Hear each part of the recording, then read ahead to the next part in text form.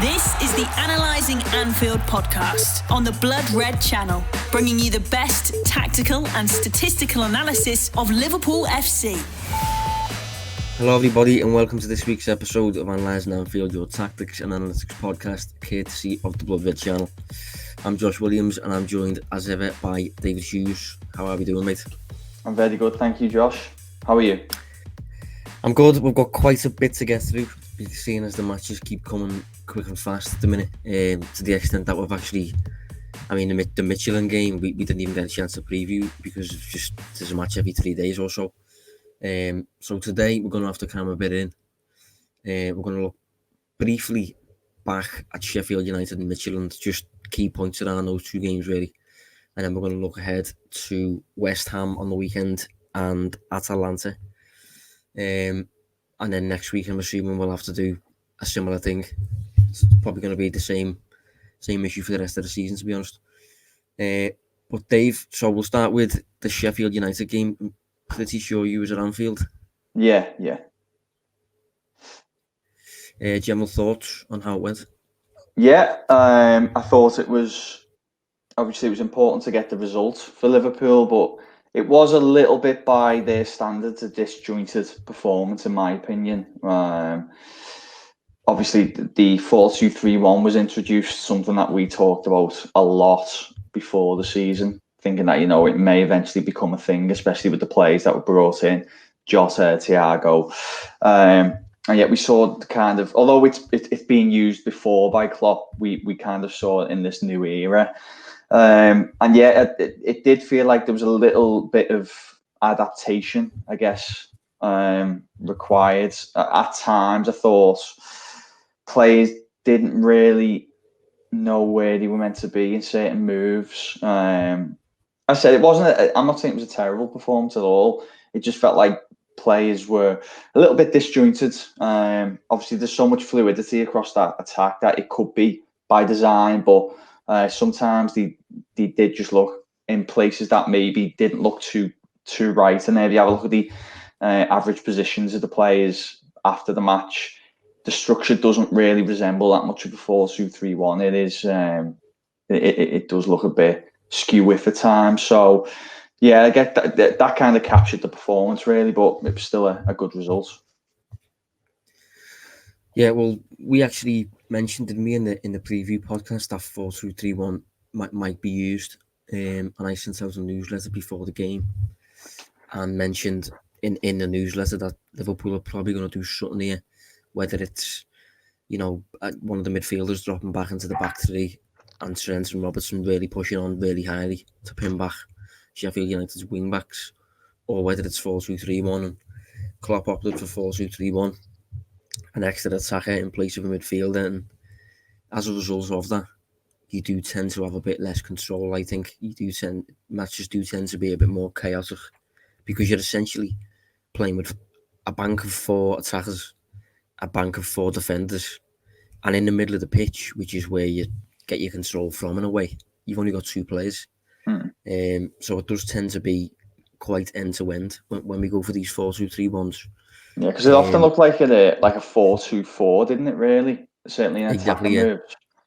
Yeah, that was it. And I think obviously we anticipated that we were coming up against the back 5. Sheffield United don't have many shots at all usually, so it was kind of just we'll just deploy an extra attacker and find a way to break it down over the course of 90 minutes.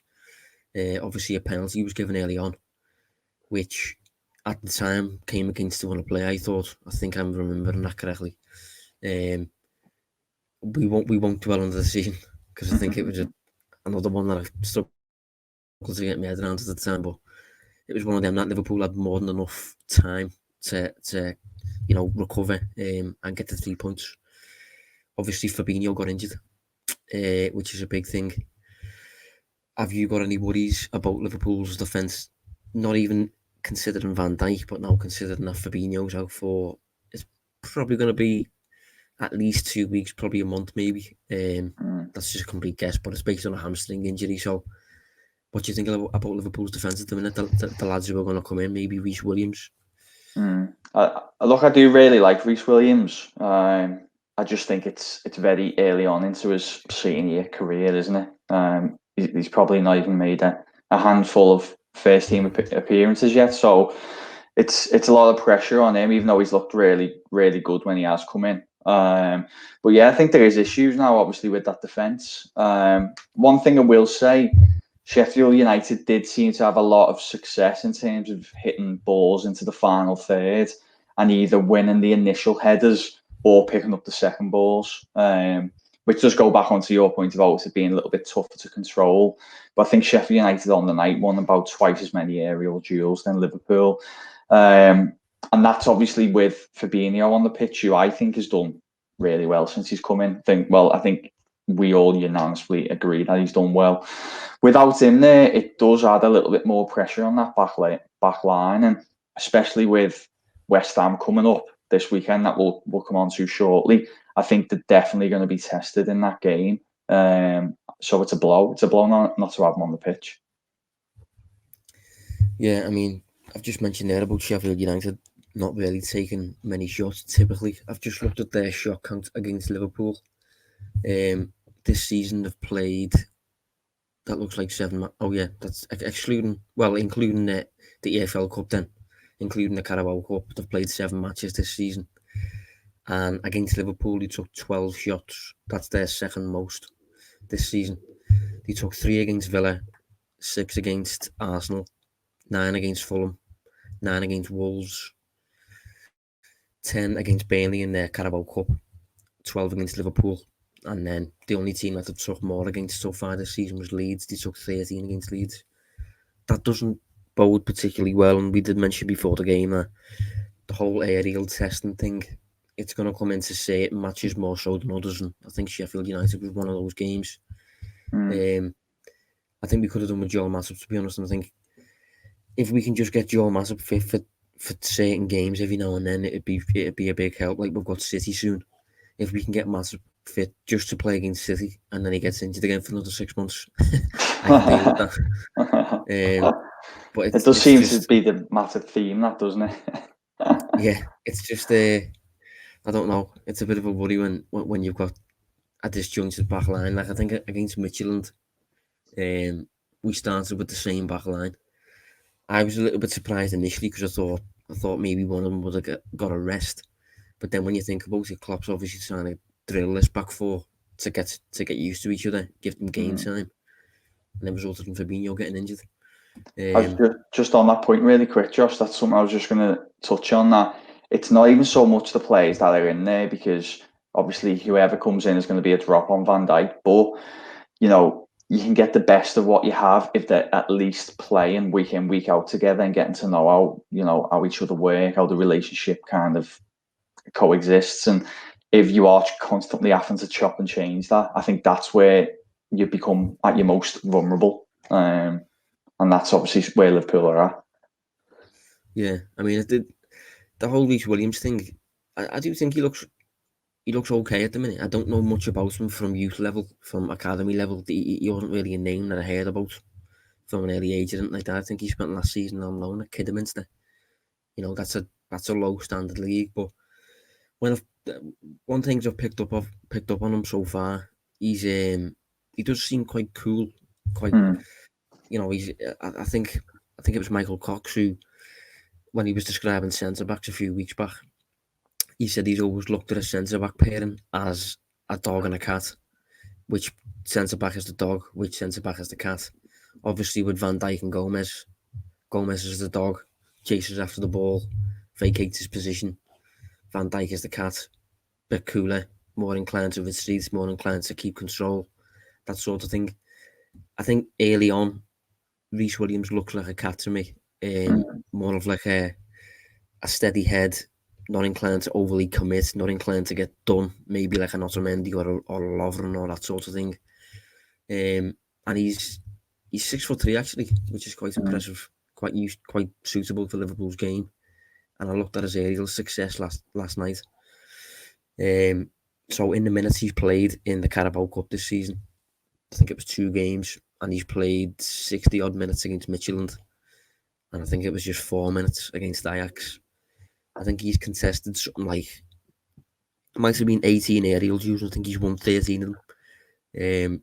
it left him with a success rate of 70%. And I think obviously it's an incredibly small sample size, but I think if you're gonna give a specific trait to a Liverpool centre back, I think it's really, really a positive thing that he's quite a physically dominant player and he's good in the air. Yeah. I actually have caught him in some youth games. I think the last one I watched, he may have played against. I could be wrong here, but I feel like he may have played against Everton in the under-23 Merseyside derby in September. But as I just remember him really standing out, and I think it's not good to necessarily compare him to someone like Van Dijk just because how good Van Dijk is. It's it feels like if you don't kind of follow that development path that you're suddenly a failure, and it's we're talking about one of the best centre backs in the world, but certainly on his own merit, definitely playing against his own kind of age group or a few players who are a little bit older. He stood out as being such a composed character, reads the game really well, seems to have a good understanding of, where to be, where to move the ball, seems to execute good passes as well. So he does seem to have it all. It's just, it does feel like Liverpool probably having to skip a few stages of his development to potentially play him in these big games. And I do think there's a little bit of a risk if he has one bad performance that it can kind of knock you off your stride, for a few weeks at least. But hopefully that isn't the case. And certainly for prospects of the future, at least he looks like he's going to be a really, really good centre-back. Yeah, I think probably the best compliment I can give him at the minute is against Midtjylland, despite playing over an hour in the Champions League. I know it's not a high-quality opponent, but I think the best compliments I can give him is that he didn't look out of place. He didn't show up. Like if you'd have tuned into that game, as an alien sort of thing, and you had to pick up, which player is making his Champions League debut or whatever, which player is very inexperienced at this level or whatever. I don't think it would have shown up that clearly that it was Rhys Williams, to be honest. I think he just blended into the background, which is always a good thing. In terms of the expected goals against Sheffield United, Liverpool posted 2.5 against Sheffield United's 1.5. So and that's 1.5 as well, including a penalty. Did he have a penalty, didn't he? Yeah, that was it. It was Sanderberg, wasn't it? Yeah, so if you look at the shot map, I think Sheffield United, outside the penalty, they had a few efforts inside the box, to be fair, but they're all quite low quality. They're all maybe 0.8, 0.08, sorry, 0.01, 0.1, that sort of stuff. So I do think it was a deserved win looking back, but I think in terms of being in control of all phases, being in control of the pitch, there was a few moments where Liverpool looked a little bit out of sorts, let's say, maybe. Yeah, go on, sorry. I was just going to say, against Midtjylland, the expected goals, Liverpool actually posted 2.4 against Midtjylland. I'm quite surprised at that, and that's by StatsBomb numbers. You surprised by that at all? I am, but then obviously I suppose that we can caveat that as well with there's a penalty in there, isn't there? Without the penalty, it's about, true, yeah, I should have mentioned that. Yeah, it's about 1.4 or something roughly. So yeah, it's kind of boosted by that. But what I will say is, although they felt like not smooth performances, certainly compared to say the derby a couple of weeks ago, they, on paper at least, and we know data doesn't capture everything of the performance, but on paper they seem like deserved wins, don't they? So it's kind of like you have to hold your hands up and say, well, yeah, okay, it wasn't Liverpool's two best performances, but all things considered, they were deserved results. Yeah, Midtjylland posted 0.7 in the game. I think their onslaught, their shots seems to happen very early in the game, and then once we kind of moved past that, they stopped kind of attacking, really. Liverpool struggled to get their attack going, but I think inside maybe half an hour onwards, I think Liverpool had Midtjylland's attack under control. But on the attacking side for Liverpool, we only took 9 shots. Obviously, the expected goals looked good because some of them shots were quite close range, and I think the actual goal Jota's goal initially. I think it was a tap-in. So that'll be set up by Trent. So that'll be a really high XG, maybe 0.7, 0.8. Obviously, the penalty was 0.7, 0.8. So, yeah, I think it's one of them. I think it's the two games that Liverpool didn't seem to have the usual level of control. I would label much of that down to the formation change. 4-2-3-1 doesn't tend to give that much control. To be honest, I don't know about you, Dave, but I've actually thought this lately, seeing Liverpool play it and seeing City play it a bit more with the loss of David Silva. It's not a formation I particularly like. There's obviously different reasons why it will work and won't work for you, and it obviously depends on the players that you deploy. But I don't know. As I think Guardiola said this in the past. Guardiola never liked it as a player. It's just a formation that I feel is a bit, I don't know, a little bit rigid sometimes, and it doesn't offer the same triangles maybe that a 4-3-3 does.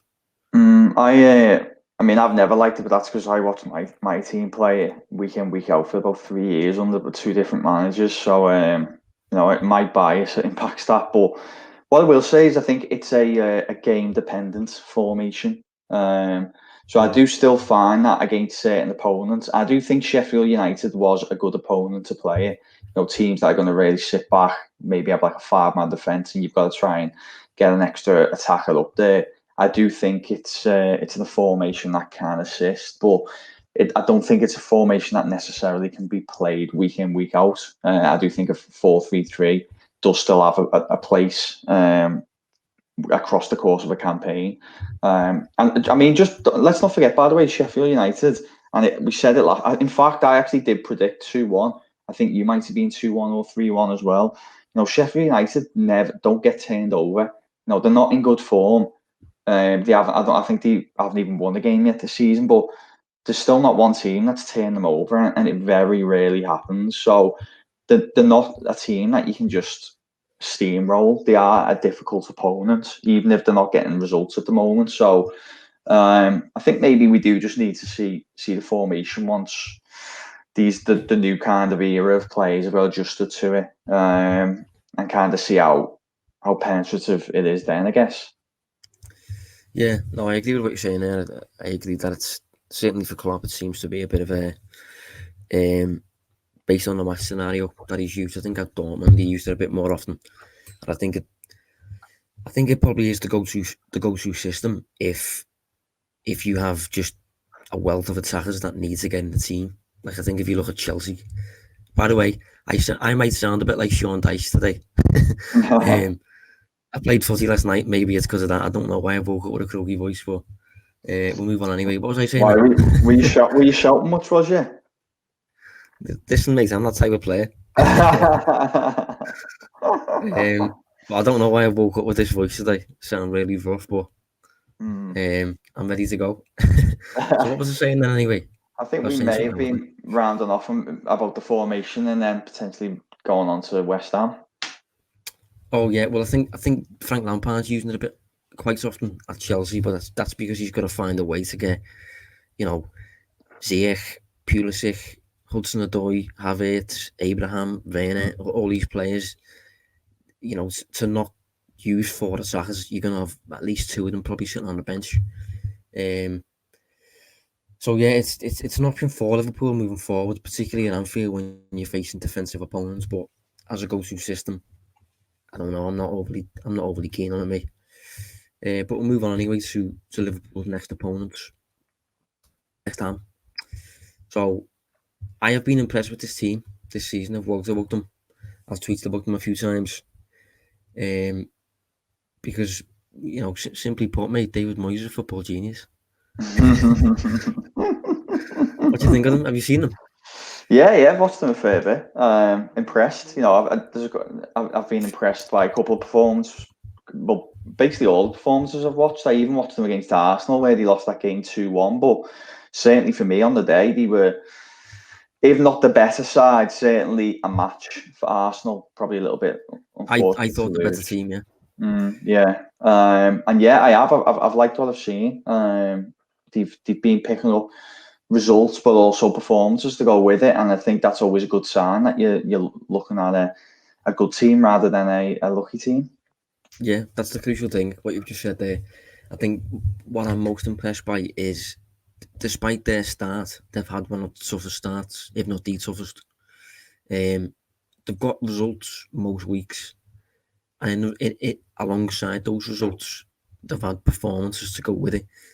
Even when they haven't got a result, such as the match with Arsenal, they had the performance that suggested they deserved the win. So I think anyone that's looking at the results that they've had would think, okay, this is maybe going to be a tricky game. Then if you look at the performances, it's going to look like an even trickier game, which is why I'm thinking. I mean, I'm not concerned for a loss or anything like that, but I do think this is going to be quite a hard game, particularly if Antonio plays. I'm not sure if he's going to. I think Liverpool will benefit from that if he's out, because he went off injured against City, and Liverpool will have a makeshift central defence at the minute. So maybe that'll be Liverpool's shining light, really. The fact that we don't have a centre back, West Ham might not have their go-to centre forward, which will be a positive. But just to put a bit of perspective into West Ham's season, they've played. I'll list who they've played in a sec, but they've been outshot by only Manchester City and Newcastle on the opening day of the season. The opening day of the season match that they played seems to be the one blip, really, where they didn't really turn up. But other than that, they've been there virtually every week.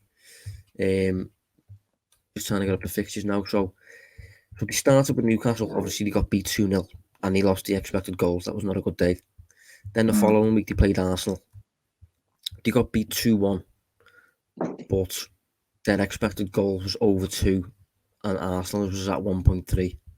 Then they beat Wolves 4-0. Then they beat Leicester 3-0. So that's a combined win over Wolves and Leicester of 7-0. Then they faced Spurs, and although they got, something just happened inside the first 15 minutes where Spurs, I think, had 3 shots on target, all 3 went in. West Ham looked a bit messy. For the following hour, and I think Moyes said this after the game, they were really competitive, and they ended up drawing the match 3-3, obviously with a bit of a late, fluky long shot, I'd say. But the expected goals suggested a draw, and they actually ended up out shooting Spurs over the course of the game. And then when it comes to City, they drew 1-1 with City. The expected goals, there wasn't much to separate it.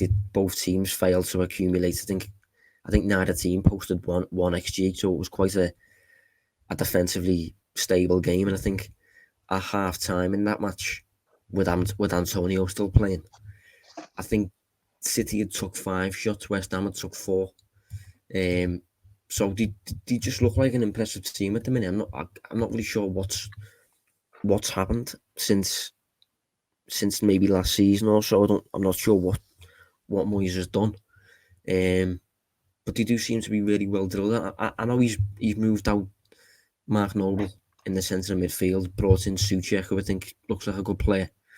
They've got a new right back. And I think against these big sides, they've obviously played plenty of big sides so far. I think he's moving to a back 5.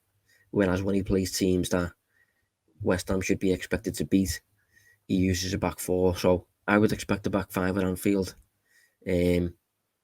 But I suppose the picture that I'm trying to paint is that this is a top team at the minute, so far this season at least. Yeah, it is. And in some ways, Liverpool's a kind of an ideal opponent, which sounds ridiculous, but just in terms of how they're playing at the moment, because, they're not a side who have any desire to control the ball. You've just touched a few of the results they've had there. Against City, it was a 1-1 draw and they had 30% possession. They lost possession against Tottenham, but it was a 3-3 draw. They only had 31% against Leicester and won 3-0. Wolves, they won 4-0 at 38% possession. I think they've got the 4th lowest possession average in the division so far. They're quite happy to sit in an organised shape and then look to kind of, take the chances when they come, create them in transitions, and they're doing that really well. You just touched on Soucek there. I think he's been great. To be honest, he's he's a player I really like. Not necessarily a player I'd want in my team or a player who could, do well at Liverpool. But I think he's dangerous. He reminds me a lot of Fellaini. I said that a little while ago. I think the obvious comparisons with Fellaini in it.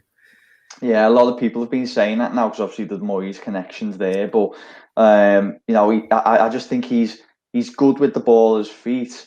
He does good work off the ball, but he's also really dangerous in the air. And I think that's where issues could come for Liverpool. I had a quick gander at the numbers, and no midfielders contested more aerial duels in the Premier League this season. He's averaging around just over 11 per 90, which tells a story in itself, and kind of captures how he has the potential to be quite dangerous this weekend. Yeah, I would expect Moyes to use him, to be honest. I would expect him to be quite central to Moyes' approach in this match. If to get any kind of set piece, and even from like goal kicks, I can imagine Moyes to instruct Soucek to kind of move on a little bit, maybe pin himself up against Gomez, who is taking Van Dijk's place, but isn't anywhere near as aerially dominant. I think he's a few inches shorter. I'm not sure how tall Soucek is actually, but I'm pretty sure it's around 6'2" maybe. And I think he was 6'4", mate. Goals for Sparta. Is he 6'4"? Is he? Yeah. So yeah. That he's probably going to be the tallest player on the pitch then, unless Mata plays. But yeah, he is a concern. But I think what we're trying to say basically is that I think I said this on the Everton pod a few weeks back when Everton were playing Palace. I think to beat this West Ham team, you have to combine the ability to break down a stubborn defence, a well-organised defence, with the ability to stop counter-attacks well. Not every team can do that at the minute. City can't really do it. City is struggling with the balance of that. They used to be able to do it really well.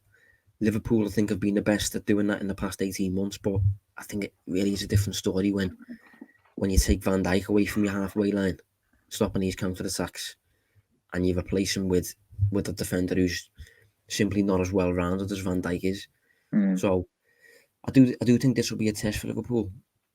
Teams that usually sit back and counter-attack, on the performance numbers, the expected goals numbers, it usually looks like they've been battered because they've allowed a lot of shots to happen against them, and they've took very few at the opposite end. But West Ham, despite sitting back and despite conceding possession, they do seem to. I mean, the fifth in the league for total shots. Put it that way. I'll check now who they're behind for that. Pretty sure it's Liverpool, Spurs, maybe City, but City have played a fewer game. Yeah. So I've got the total here. So Liverpool, Leeds, Spurs, and City. They're the only four teams that have taken more shots than West Ham this season. And again, that's given West Ham's fixtures, who they've played. They've had tough games. So, yeah, I am a little bit nervy with this one, Dave.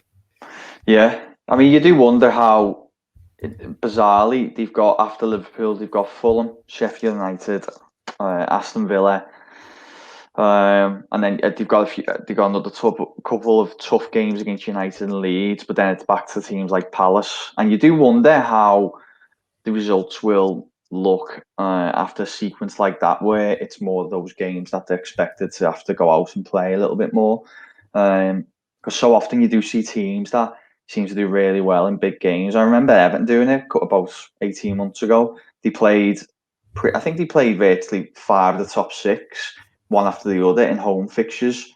They drew 0-0 with Liverpool and then beat Chelsea, Arsenal, and Manchester United. I think someone else was in there, but it was kind of perfect for them, and just sitting back and kind of hitting teams in the transition, going long and direct. And I'll be interested to see how they then get on against these other teams, West Ham, because I know in that run Everton were sandwiching in between those good victories, defeats to away at places like Fulham. So we'll wait and see. But come on, what are you going to say? Well, I was going to say Liverpool had this issue a few years back. Under Jurgen Klopp at the very start, Liverpool were really suited to playing these big possession-based teams, and we just punished them. And then when it comes to facing teams that are more inclined to sit back, we couldn't really break them down. And if you look at West Ham's fixtures this season, to be honest, that is kind of how it's gone a little bit. If you think of their worst actual performance came against arguably the easiest opponents in Newcastle United on the first day of the season. Exactly. So I am intrigued to see how they do once the onus is more on them to attack, basically. Because if they can do something, if they can beat the likes of Fulham and these teams, they're in for a good season, because they can certainly mix it with the top sides, the way they're set up. They're clearly very well drilled, difficult to break through. I'm not sure where they are. I'll double check where they are now in the table for shots faced, but I'd expect them to be doing quite well in that department. Even when you do get a shot against them, I rate Fabianski as quite a decent keeper. I think he's the best keeper outside maybe the top 2 or 3. That might seem a bold statement, but I do. I think all the metrics kind of back up that statement, and he's just a consistent performer. I know he missed a few games through injury last year, but he tends to be available a lot.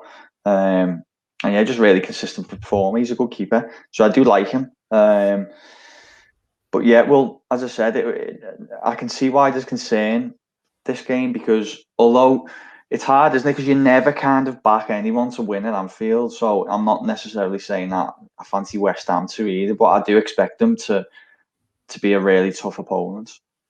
Yeah, I do as well. Just looking at these shots faced numbers now. So obviously it's really early in the season, so there's a bit of there's a few anomalies about. So the team that have actually faced the fewest shots this season per 90 is Brighton, followed by Southampton, and then City, and then Liverpool, and then West Ham. And again, I keep going back to it. West Ham are posting these decent performance numbers despite facing Newcastle United, Wolves, Leicester, Arsenal, Spurs, City. That is a tough start to the season. So yeah, I think we've probably. I mean, I want to come back to Antonio. I think it'll be interesting to see if they can still pose the threat with the defensive stability without Antonio playing. I do think he does a lot of work for them up top in terms of running the channels, holding the ball up, bringing others into play. And the backup for him, funnily enough, is probably Sebastian Haller, who, us being scouting writers for Reach, we knew a lot about him before he came here, before he came to England, but he doesn't seem to have done it for whatever reason. But I remember him being, a top player in Germany and quite a well-rounded forward, albeit with maybe a bit of lack of pace. But other than that, bringing others into play, he thrived for Frankfurt, playing with Luka Jovic and the lad who went to Milan. Can't remember his name. But, do you remember his name? The Croatian lad, I think it was. No, I can't. Ante Rebic, that was it. Oh yeah, sorry. So, but I do think, even though I think he's a good player in there, I think if Haller played in place of Antonio, I think West Ham are still going to be difficult to break down.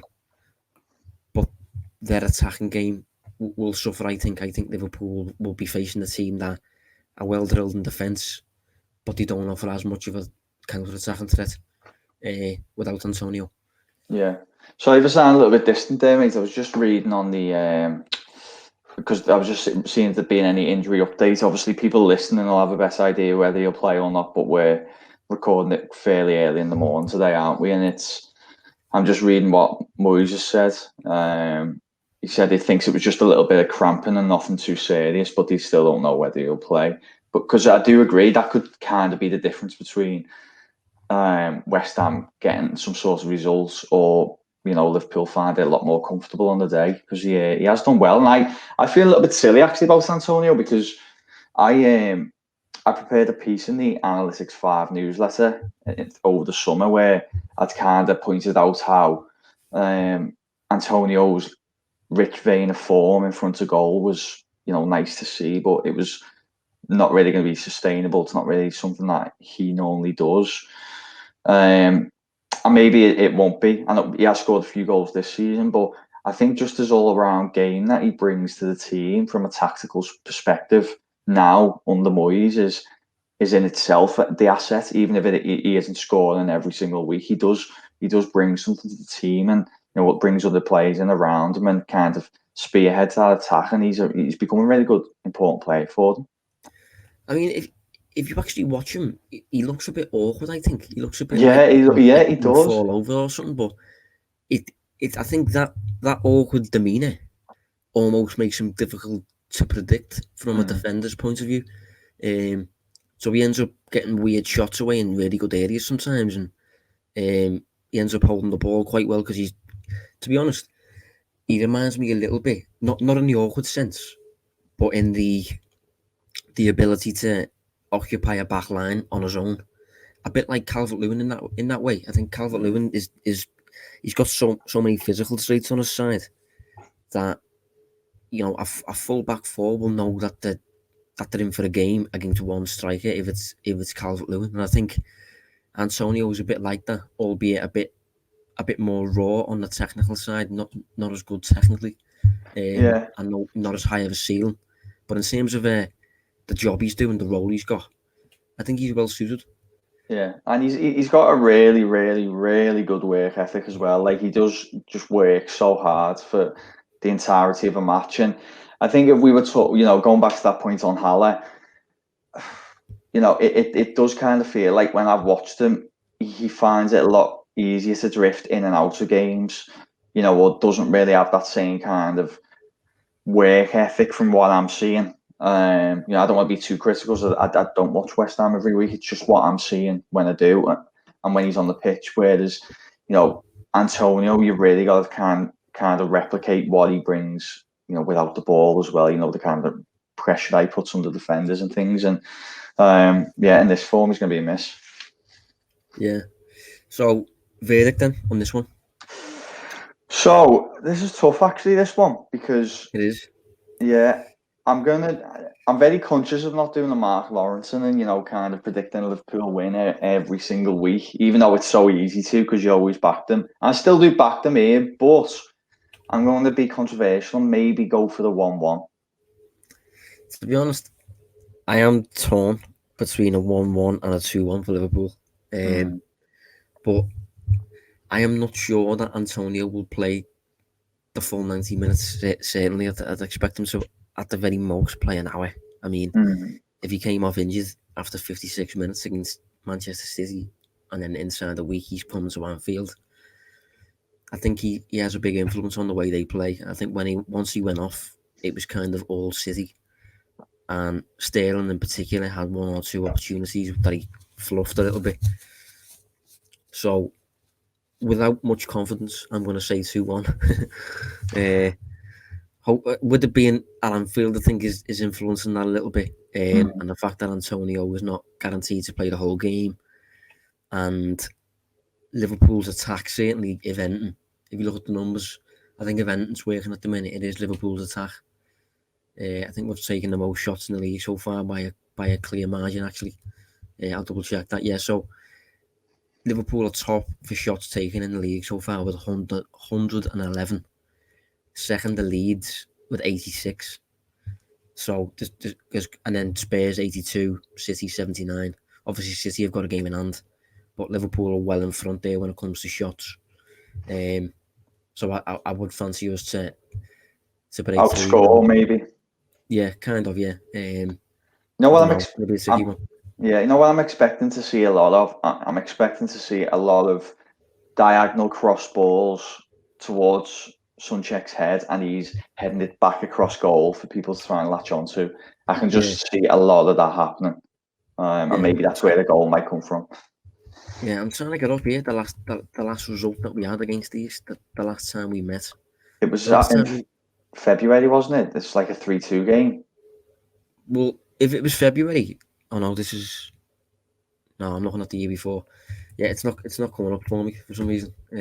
I'm sure it was a game where West Ham may have even taken the lead to make it 2-1. I'm pretty sure I remember that. Yeah. So it was February, Liverpool 3-2. Yeah. Yeah. In fact, I think I'm right in saying both of West Ham's goals came from set pieces that day. They may have been. Liverpool scored the winner with 10 minutes left. Sadio Mane. Yeah, no, I remember it coming late because it kind of looked like it was going to be offside or something like that. But yeah, it's I remember it. Yeah, I'm having a look at the game now. Moyes was in charge that day, but it looks like they played a back four that day. I'm pretty certain they're going to use a back five this weekend. Soucek did start, but he came off. I think that might have been one of his first few games. Actually, Mark Noble also played, which I think Mark Noble's now come out the team, which I think has benefited them quite a bit. And Felipe Anderson started, who's now, I think he's left. I think he's on loan at Lazio or something like that. So it is quite a different team now. Jared Bowen has been integrated. Yeah. Pablo Fornals is now starting. So I do think it's going to be a different game, but I'm going to lean towards 2-1, even though 1-1 does feel, it's 50-50 there for me. Yeah, I don't think we can. Do the show without having at least one Liverpool victory between us predicted. Don't want to let the fans down. Well, I mean, it might be different for the next team because we're going to talk now about a match I'm looking forward to and a team I'm looking forward to analysing. That is Atalanta. Put it this way: if you didn't see your numbers, if you didn't see your underlying stats and all that sort of stuff to analyse a team, Atalanta look like a team, really, don't they? I mean, this is a very, very well coached attacking side, isn't it? Yeah, it is. It's Gasparini's got them playing kind of certainly from an attacking point of view that it's pretty insane. I had a quick look at this stat, which I thought was really interesting, and apparently Atalanta have averaged just under 2.1 goals per Champions League game, which according to UEFA is the highest of any team in the competition's history, barring Real Madrid, which is just mad. Crazy, that. Yeah. I mean, to be honest, there's loads of numbers I can take you through here to kind of put into perspective what kind of team this is. Very, very attacking side, but not daft with it, not like stupid with it. So they're averaging this season in Serie A and the Champions League, they're averaging 3 goals per game. I think that's about maybe 7 or 8 games played or something like that. Last season in Europe's top 5 leagues, so that's 98 sides. That their expected goal difference. So this includes your defensive side. The expected goal difference per 90 for each team in Europe's top 5 leagues. Atalanta placed 4th behind PSG, Manchester City, Bayern Munich, and then Atalanta. So that's basically just goal difference, but looking at the expected numbers, basically. And they just post good numbers across the board, really, don't they? Yeah, that's it. It's I remember when they faced Everton around 3 years ago now in the Europa League, and I think they were in Everton's group, and they actually won by an aggregate score, home and away, 8-1. So it was 3-0 over there and 5-1 at Goodison. And okay, Everton were really poor that year, but it was, people couldn't believe it. It was all put down to how poor Everton were. But on reflection now, and with the context of what we've seen across these last 3 years, it almost makes sense. It does. Like they're such a good side, and they've kind of, it feels like they've come from nowhere over the last 3 or 4 years to be one of Europe's most entertaining and exciting teams to watch. There's a reason why they've got so many plaudits and so many people enjoying watching them. Yeah, I mean, despite using a back 3 formation, which is pretty much every week, I think the attack moves around a little bit every now and then, but it's always a back 3. It's always 3 at the back, 5 at the back, whatever you want to call it. But despite that, the attack does work. Very, very fluid system. Another number that'll capture them. Last season, again, Europe's top 5 leagues, so that's 98 sides. shots per 90. So just how many shots each team is generating per match, basically. Top of Europe was Manchester City on 19.2 shots per 90 in the Premier League. Second, Atalanta. Third, Bayern Munich. So Atalanta were generating last season in Serie A 18.5 shots per match. And that's despite not really having any world beaters, really. I mean, if you could look at their starting 11, I think there's a few players that will take note. A few players that, if you're into your scouting, you'll know about. But most of them do tend to drift under the radar, really, as quite average. I mean, maybe I'm being a bit harsh, but just quite normal, average footballer names. Yeah, I think what captures the fact that there's such a, and rather than being a team with a superstar, that a really good kind of unit is the fact that, I mean, I haven't got the exact numbers off the top of my head, but I'm pretty sure Zapata, Ilic, and maybe one other definitely got in double figures last season in terms of goals scored, which, if you think about it, beyond Liverpool with Mane, Salah, and Firmino, I can't think of maybe City as well, but I can't think of many sides who have 3 or even 4 players who tend to get in double figures in terms of goals scored. No, it tends to normally be teams who have 1 or 2 star players who do that, but to have 3 or more players doing so, it's quite interesting, and it kind of captures how strong the team is as an attacking unit. But what's key to that, as you touched on, is the fluidity of the system. You've mentioned already, it's 3 at the back, but it can normally be variations of like a 3-4-1-2. But I think it's really hard to track players when you're a defending side, when there's so much movement going on ahead of you. Yeah, I think maybe the other player that you maybe left out there was probably Papu Gomez. I think he's the other forward who seems to be a bit of an output merchant with his numbers. Just trying to look at the numbers that each player posted last season creatively. But FBref's being a bit annoying. But Miss Muriel as well. Luis Muriel as well. Yeah. Yeah, Liverpool were linked with him, I think, a few years back. Would have been a good move.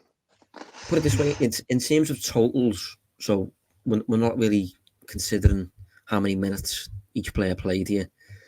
But in terms of totals, last season, looking at key passes, so a key pass is a pass that leads directly to a shot.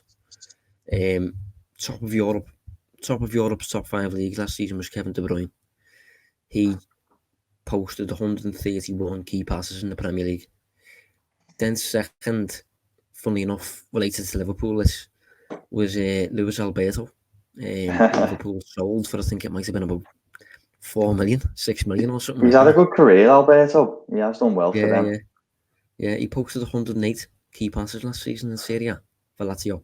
But then third was Papu Gomez, 106 key passes at the age of, I think he's 31 now, but if you watch him play, he's really, really technical player, quite short and stocky, but his ability to change direction quickly, close control, he's really technical player. I'm trying to think of someone I can compare him with from the Premier League, maybe. But no one's coming to mind. Any updates? Very trying to think of someone who's just a bit like him. Why'd you put me on the spot there, mate? You should have died on your own there. It's completely gone, but I think Zapata is another player up front who's going to cause some issues, again, considering the lack of Van Dijk, the lack of physical capacity in the centre of Liverpool's defence. I think Zapata is a handful, and I think he's already scored quite a few in the Champions League already this season. I'll double check that in a sec, but yeah, he's a handful of a forward, isn't he, Dave? Yeah, he is. Yeah. I mean, just quickly, one thing I do want to point out is Yeah, they are a really good attacking side, but they do tend to concede as well. Last season, out of the 38 league games, both teams scored on 26 occasions. I'm pretty sure both teams have scored in maybe the last 6 competitive matches as well. So last 6 in all competitions, I'm sure. I'll double check that. But it does then, what that leads me on to thinking though is about how these games Liverpool have against sides who tend to, be able to just go all out attack, like a Leeds or a Salzburg. They'll go out and attack Liverpool, but usually concede. And what seems to happen is Liverpool tend to come out on top in those shootouts, don't they? And it does make me think that it could potentially be something that Liverpool's attackers will probably win this game for them if it does play out like that. Yeah, it's going to be a tricky one, to be honest. I think, looking at Zapata's numbers this season in the Champions League, he's already scored 3 and assisted 2, having played Midtjylland and Ajax. Last season in Serie A, scored 18, assisted 6. That's good number. Season before, scored 23, assisted 7. And that's league only as well. So yeah, I think the thing is though with them, one thing I'd like to flag is that they are prone in certain moments to being a little bit shy. Maybe based on the level that they're playing at, or the opponent, or what's at stake, sort of thing. Obviously, it's Atalanta. It's not like a major European heavyweight sort of thing. So I think there's the possibility that when they face Liverpool, certainly for maybe the first half an hour or so, there's the possibility that they will play within themselves and we won't really see the proper Atalanta. Like I think last season, it was the first time they got to the groups, either ever or in a number of years in the Champions League. And I think the first 3 matches, I think they lost. They ended up qualifying for the knockouts with three wins in the back 3 matches. But I think the first 3 games they lost, and they just weren't showing themselves as good as they actually are. So it'll be interesting to see how they treat Liverpool, how much respect they give Liverpool. But I think what we're trying to paint, what we're trying to say, is just if they do turn up, if they play their usual game, this is probably we're playing Atalanta and Manchester City in the same week. You could argue that over the course of the past maybe 2 years, they're the 2 best attacking teams in Europe almost, excluding Liverpool and maybe a Bayern Munich. So it's a tricky one to preview because I'm quite confident in saying that this is going to be an entertaining attacking match full of goals. But part of me does worry that, well, not worry, I suppose it'd be a good thing for Liverpool, but part of me thinks that Atalanta will either show Liverpool too much respect or will be a bit within themselves. I do find it interesting on that point that I'm just having a quick look at the Ajax game that they played on Tuesday night, and it was a 2-2 draw. XG numbers very similar, and both teams had 13 shots, 7 of which were on target.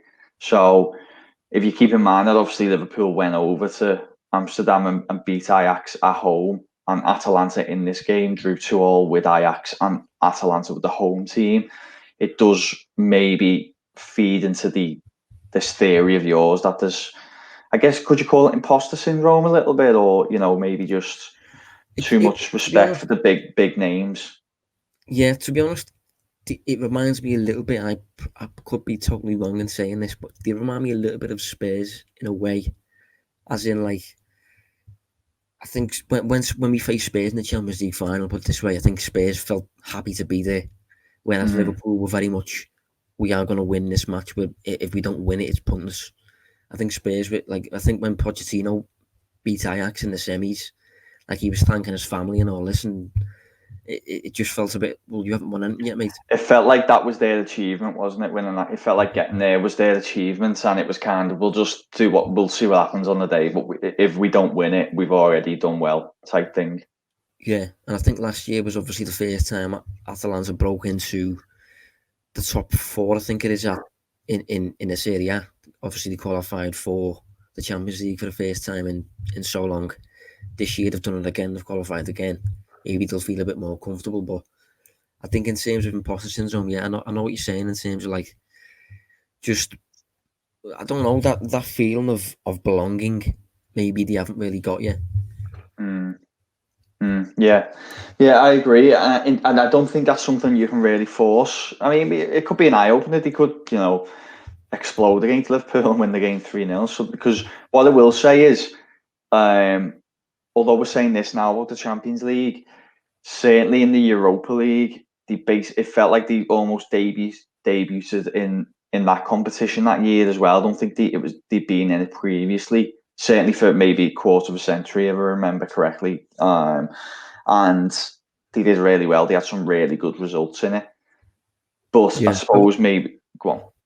I was just going to say, I will say that when it goes bad for them, it like they don't seem, when they lose, it doesn't seem to be, a 1-0 or a 2-1. Like, looking at their results this season, they've played 7 games. I think that is. Yeah, they've played 7 games. This is how the results have gone since the first week. This is including the Champions League. 4-2 win, 4-1 win, 5-2 win, 4-1 loss, 4-0 win, 3-1 loss, 2-2 draw. So they are quite like opposite ends of the scale almost. Because I think they struggle with the whole mid-ground thing. If a match is tight, it doesn't. I don't know. It feels like there's a lot of shootouts in that run. There's a lot of kind of end-to-end goals conceded, goals scored, and kind of who comes out on top. And as I said, teams have done that against Liverpool, and they always end up coming out second best. So if it does go out like that, I'd probably be back in Liverpool. In fact, I will be back in Liverpool. Well, I think we'll round up there. I think we've probably painted West Ham and Atlanta. We're probably scared too many fans, to be honest, because I think we show both teams a lot of respect there. Let's not forget that we are Liverpool and Premier League holders and all this sort of stuff, and most of the side is still fit. So it's not just a case of Liverpool rolling over, but it's going to be a tough period, I think, to face West Ham, then Atlanta midweek, and then City, which we'll get to next week. It's going to be a bit of a tough period, but we are honest on this show. We're not just going to sit here and go, we're Liverpool, we're going to win 8-0 every week or something like that. We're going to paint teams how they deserve to be painted. I mean, the thing is, just on that really quick, Liverpool might go and win 8-0. Yeah. It wouldn't be the shock of the world, but it's nice to, get an idea of what you're actually going to expect rather than just being like, these are teams that aren't as good as Liverpool, so it'll be an easy win. Yeah. So in terms of Atlanta then, tough on this, but what's your verdict? Yeah, I actually do fancy Liverpool here. I think they've looked good in the Champions. Well, they've picked up the results, in the Champions League, even if the performances haven't been great. I think this is a tough test. I think Liverpool know it'll be a tough test. And I'm going to back them. I'm going to go 3-1. Okay. I'm going to defend my initial verdict with the caveat that this could absolutely go either way. Liverpool, I think, could lose this by as many as 2. I think Liverpool could get beat 3-1 here. I also think Liverpool could win 4-0. So it's well, not 4-0. I think we will concede. But I'm going to go 2-2. I'm going to avoid the Michail thing and just predict Liverpool winning every week, because I do rate this team. I do rate specifically how they attack, and Liverpool's defence at the minute is not as well oiled as it needs to be to stop a team like this. The attack is, and if it's end-to-end attacking, it's going to be an entertaining game. But I'm going to go 2-2 here. Would you take a draw in that game, given there's 2 wins already in the bag? I think I would, yeah. Away from home, I would. If it was at Anfield, I don't think Liverpool should take a draw against any team. No. But away from home, the Atlanta have already drew. Ajax have already drew, so I probably would, yeah. I think a draw would be a decent result, and that's not kind of I don't know, condoning not going out to win games, but I just think theoretically, if that was offered, I think that would be a decent result. Yeah. So we'll round up there anyway. We'll assess these games next week. Hopefully, we painted them accurately, and then we're going to look ahead, obviously, to Manchester City in what is going to be a big game. So thanks for tuning in, and thanks for joining us, Dave. Cheers, mate. Cheers, everyone. And we will see you next week.